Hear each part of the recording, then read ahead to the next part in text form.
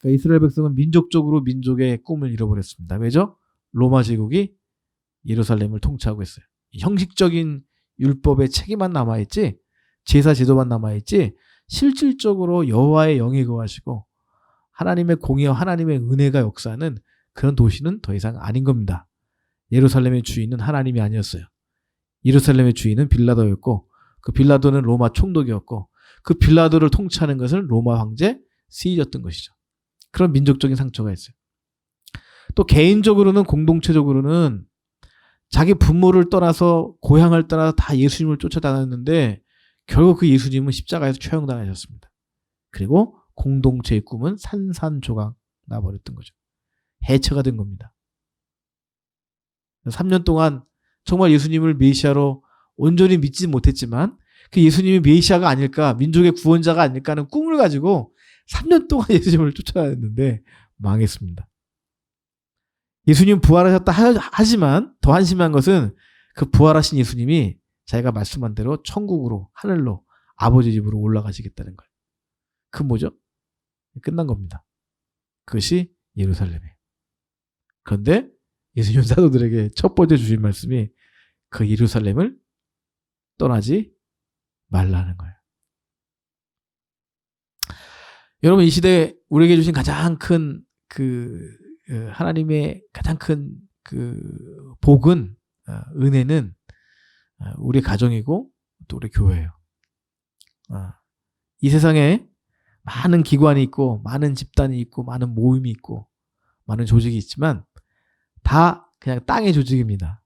근데 땅의 조직이지만 그것이, 그 뿌리가 하나님 나라에 있고, 그 뿌리가 예수 그리스도에 있고, 그 뿌리가 삼위일체 하나님에게 있는 것이 뭐냐면 가정과 교회예요. 그런데 가정을 혹시 오늘 예배드리는 분 가운데 떠나고 싶은데 그 엮여진 관계들 때문에 참 떠나고 싶은데 떠나지 못하신 분들이 있나요? 저만 그러네, 저만. 저만. 저희 집사람이 웃고 있어요. 주님의 말씀은 예루살렘을 떠나지 말라는 거예요. 또 하나는 교회를 떠나지 말라는 거예요.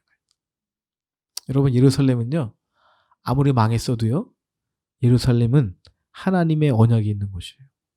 하나님은 신실하시기 때문에 하나님 반드시 언약을 지키시는 분이에요. 우리는 하나님의 언약을 지키지 못해도 하나님은 그분의 언약을 지키시는 거예요. 그래서 하나님께서 그분의 언약을 지키시기 위해서, 완벽하게 지키시기 위해서 우리에게 보내주신 분이 예수 그리스도예요. 예루살렘은 망했지만 이스라엘 민족의 역사 가운데 민족적인 관점에서 볼 때는, 또 예수님 공생의 공동체의 관점에서 볼 때는 예루살렘은 망한 겁니다. 그러나 예루살렘은 하나님의 언약의 도시예요. 하나님의 약속이 있는 것이에요. 결코 하나님이 예루살렘을 망하게 하지 않습니다. 너무 큰 담론이 될지도 모르지만 요한계시록에 보면 새 하늘과 새 땅의 비전이 있잖아요.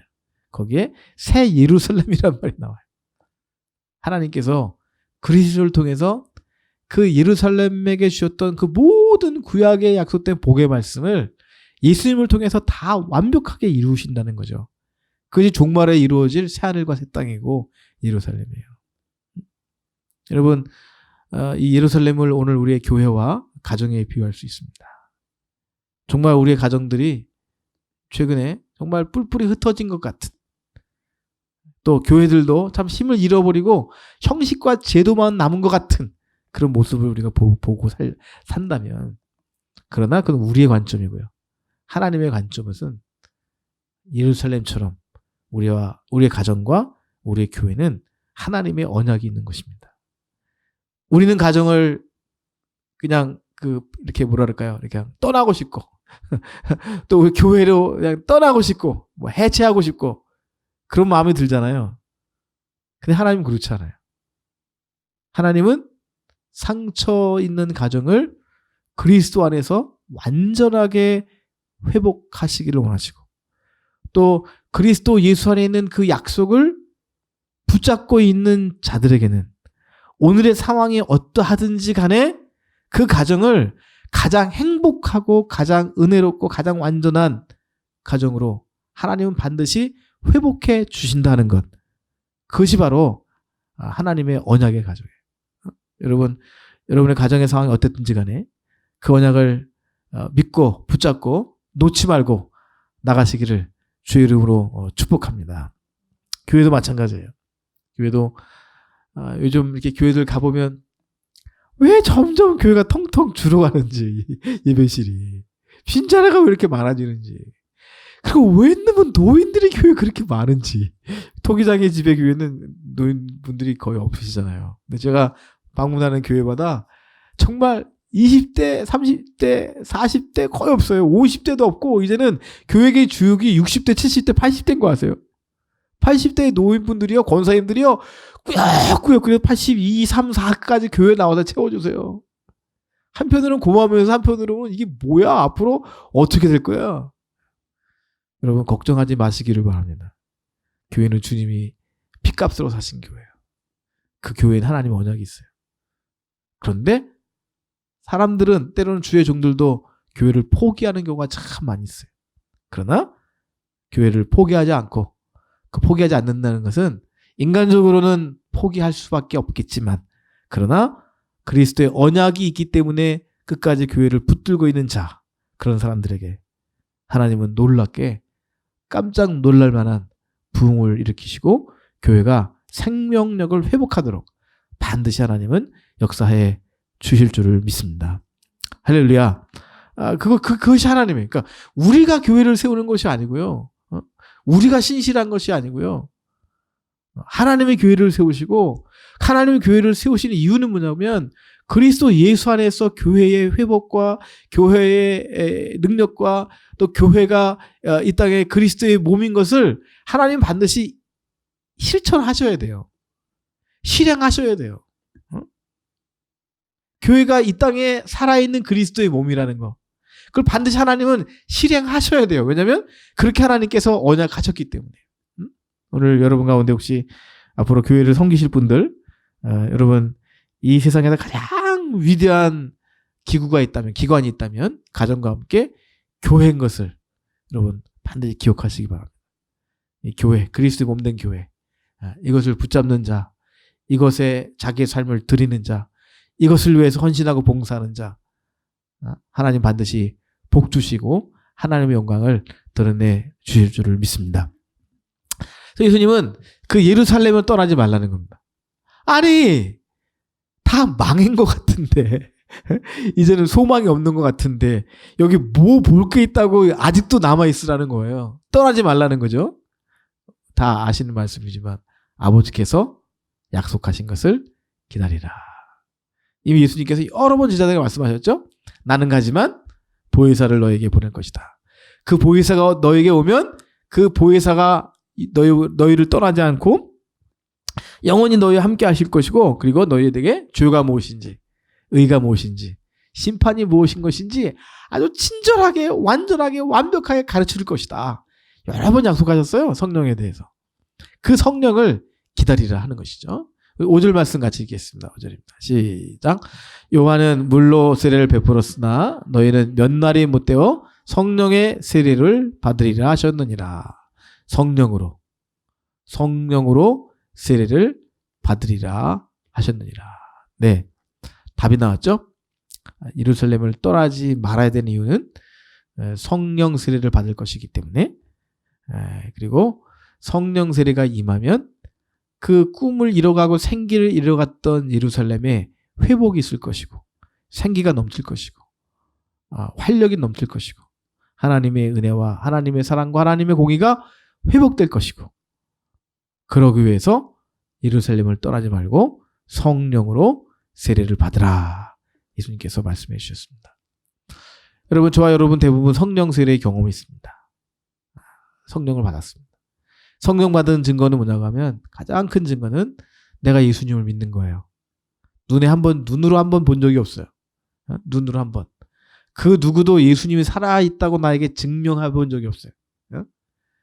여러분 앞에 누가 친절하게 나타나서 예수님께서 지금 살아계신 주님이시다, 온 세상을 통치하시고 다스리시는 통치자시다, 누가 가르쳐 주신 적이 있나요?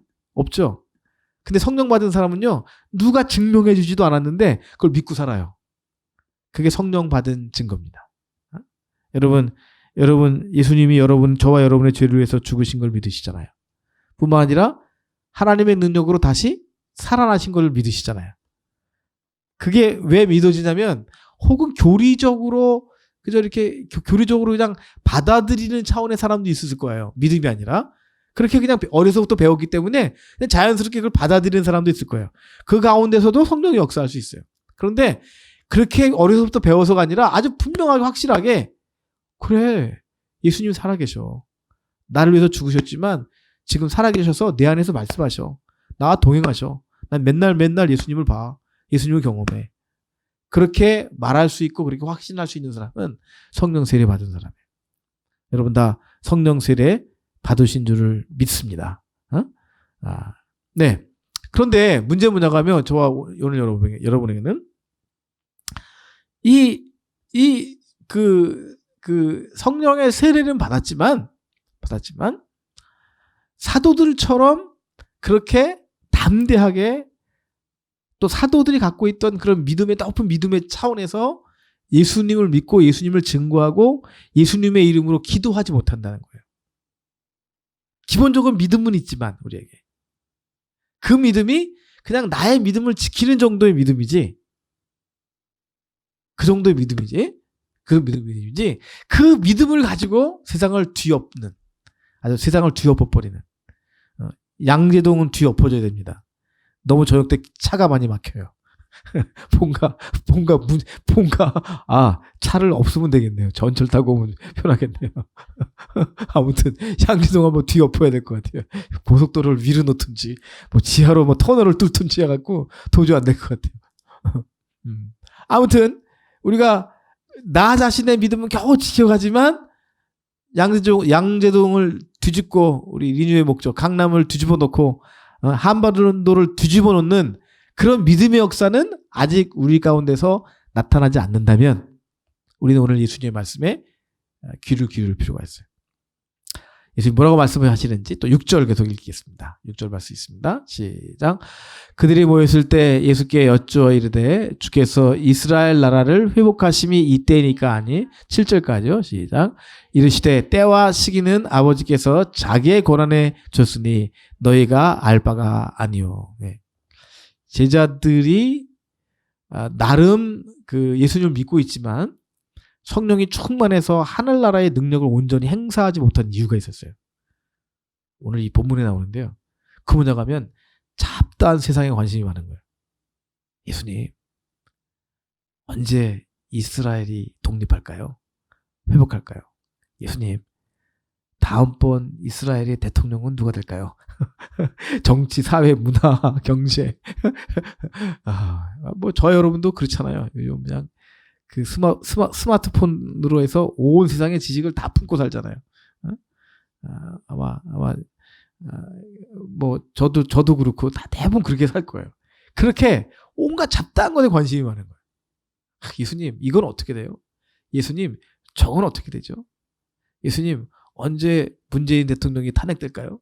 아니면 그냥 유지할 수 있을까요? 그러면 다음 대통령은 보수가 될까요? 친보가 될까요? 궁금하잖아요.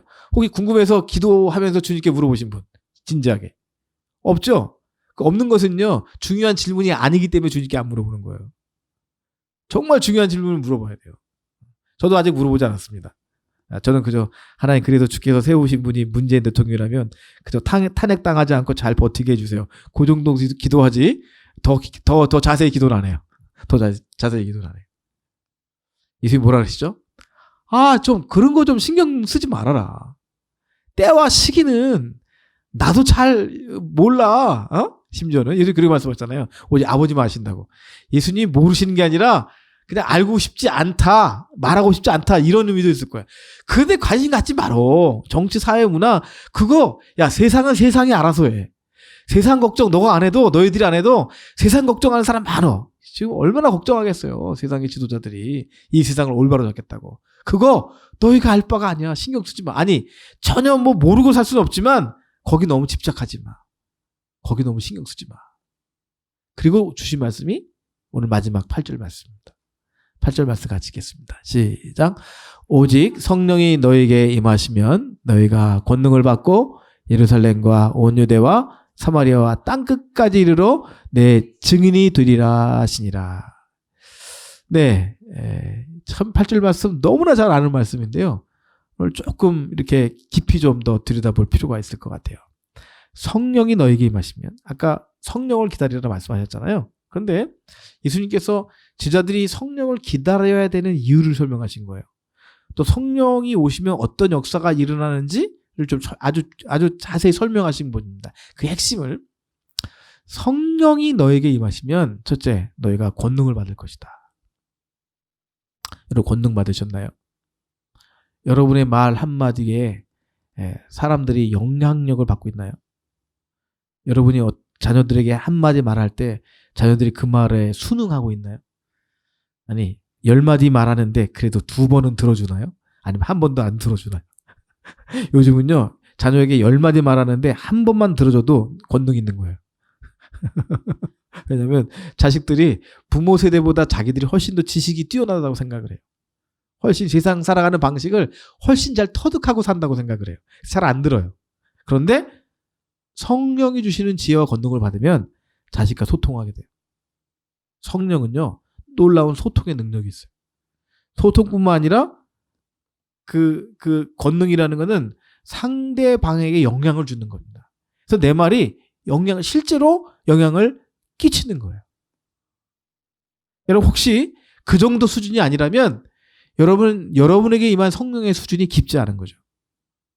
혹은 과거에 그런 깊은 성령의 능력을, 권능을 받았더라도 지금 그 권능이, 그 영향력이 나타나지 않는다면 여러분 안에 있는 성령을 다시 회복해야 될 줄 믿어요. 그런 새로 받는 건 아니죠. 그 성령의 권능이 우리 가운데 기도하면서 성령의 기름 부으심을 통해서 그 권능이 회복돼야 될 줄 믿습니다. 할렐루야. 여러분 이렇게 학교에서 가르치는 사람은 금방 느껴요. 제가 수업을 하는데 내 영향력이 얼마나 끼쳐주고 있나, 내 수업에서. 특별히 이제 목회자들이나 우리 신학교 교수님들은 이 세상적인 지식과 세상적인 권능만 갖고 안 되거든요. 정말 성령이 임하여 그러니까 인기 있는 사람들에게, 학생들에게 그냥 재미있게 하는 강의가 아니라 정말 학생들에게 변화를 주고 학생들이 하나님을 만나게 하고 예수 그리스도의 복음에 대해서 강하게 깨우침을 주는 그런 강의가 되려면 성령의 권능을 받지 않고는 할 수가 없는 거예요. 신학교 교수님들이 많이 실패하는 경우가 뭐냐면 미국에서, 독일에서 자기 선생님에게서 배운 지식을 가지고 가르치다 보니까 아주 그냥 어떤 때는 기계가 돼요. 기계. 작년에 했던 강의 올해 또 하고, 올해 강의 내년에 또 하고. 근데 기도하는 교수님들은 강의가 똑같지가 않아요. 계속 강의의 변화가 있죠. 왜? 하나님 계속 새로운 지식과 새로운 능력을 주시니까요. 여러분에게 또 오늘 우리 교회에 성령의 권능이 회복되기를 주의 이름으로 축복합니다. 근데요, 걱정하실 거 없어요. 왠지 아세요? 예루살렘의 회복이 사람의 생각인가요? 하나님의 계획인가요? 하나님의 계획이죠. 예루살렘이 회복되려면 어떻게 되나요? 성령의 기름 부으심이 사도들에게 임해야 되죠. 하나님의 계획이고 목적이기 때문에 성령은 기름 부어질 것이고 예루살렘은 회복되어질 거예요.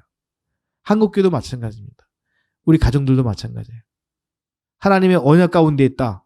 오늘의 모습이 어떠하든지 상관없이 이 하나님의 언약 가운데 있는 거라면 하나님은 그 가정 가운데, 교육 가운데 성령을 부어주세요. 이것은 사람의 일이 아니라 하나님의 일인 거예요. 그 시간이 언젠가, 오늘이냐 내일이냐 내년이냐 그 차이 있지만 우리가 믿음을 붙잡고 있는 한 우리 가정은 반드시 하늘의 영광을 드러내게 돼 있어요. 교회에 몇 사람이 모이든 간에 100사람, 1000사람, 10,000사람이 모이는데 그 교회들 가운데 소수라도 누군가 이 하나님 언약을 붙들고 있잖아요. 하나님은 성령 기름 부으셔서 그 교회를 회복하시는 거예요. 두 번째, 성령 받은 다음에 예루살렘과 온 유다와 사마리아와 땅끝까지 영향력이죠. 성령의 권능이 임하면 여러분의 영향력이 가정에서 일어나고 교회에서 일어나고 점차 그 영향력이 점점 넓게 펼쳐지는 거예요. 그 마지막에는 도저히 나의 능력으로는 내 상상으로는 미치리라 생각할 수 없었던 그 땅끝. 근데 그 땅끝이요. 놀랍게도 내 남편이고 내 아내일 수도 있어요. 옛날에는 거리의 그 생각으로 생각했는데 지금 그게 아니라 관계로 많이 생각을 하는 거죠. 관계로 할 때 도저히 나랑 관계할 수 없는, 도저히 나랑 소통될 수 없는 포기한 그 땅끝. 그 우리 배우자일 수 있어요. 우리 아버지일 수 있고 내 자녀일 수 있어요. 거기까지 영향이 미쳐지는 거예요. 할렐루야. 할렐루야. 여러분 성령 안에서 그렇게 영향력 있는 사람이 되기를 주의 이름으로 축복합니다. 그런데 지금까지 한 설명은 굉장히 오늘도 오래 한 것 같은데 30분 벌써 한 것 같은데 그냥 좀 아주 속으로 말하면 꽝이에요. 지금까지 한 제가 설명은 아무것도 아니에요. 핵심이 아니었어요. 예수님이 정말 사도들에게 주고자 하는 말씀 뭐냐면 오늘 마지막 부분이에요. 내 증인이 되리라. 우리는 사도행전 그 1장 8절을 이렇게 묵상하고 막 기도하고 선포하면서 어디에 많이 초점을 맞추냐면 성령이 임하면 내 권능을 받아야겠다. 권능.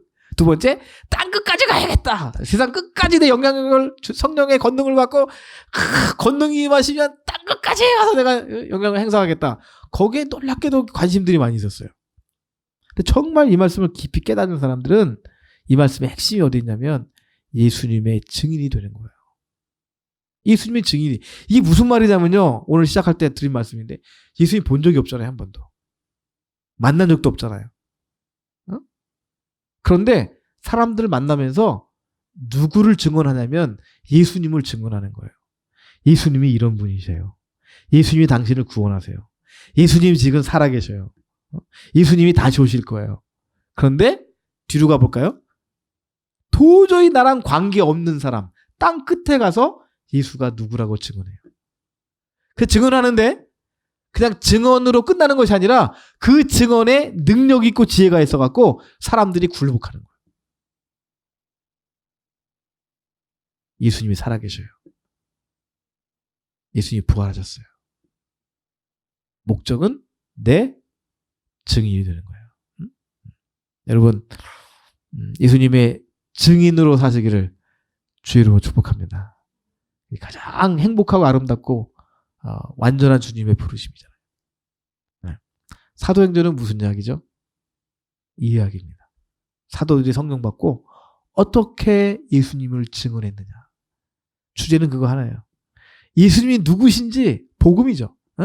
예수님이 누구신지 무슨 일을 하시는지 지금 어디 계신지 앞으로 그 예수님이 어떻게 하실 것인지 그리고 그 예수님이 지금 살아계시기 때문에 예수님의 이름으로 기도하니까 귀신이 쫓아가고 병자들이 병이 낫고 놀라운 기사와 이적이 일어나는 거죠.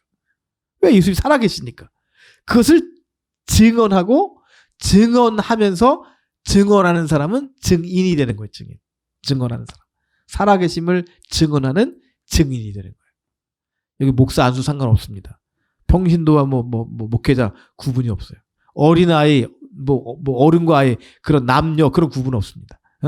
무슨 여기에는 동양 사람, 백인, 교수, 학생, 그런 거 전혀 없습니다. 아무리 직분이 고귀하고 직분의 그 큰 권위와 명예가 있더라도 그가 예수님의 증인이 아니라면 그런 꽝입니다. 그러나 아무리 세상 사람들에게 무시받는 것 같더라도 그 사람이 예수님의 살아계심을 증언하는 증인으로 산다면 하나님 나라에서 가장 위대한 사람인 줄 믿습니다. 여러분 앞으로 이제 사도행전 좀 베드로의 설교 특별히 같이 나누면서 우리도 그 예수님이 누구신지 사도들의 증언을 통해서 다시 한번 깊이 배우고 체험하는 이번 여름, 뜨거운 여름 될 수 있기를 주의 이름으로 축복합니다.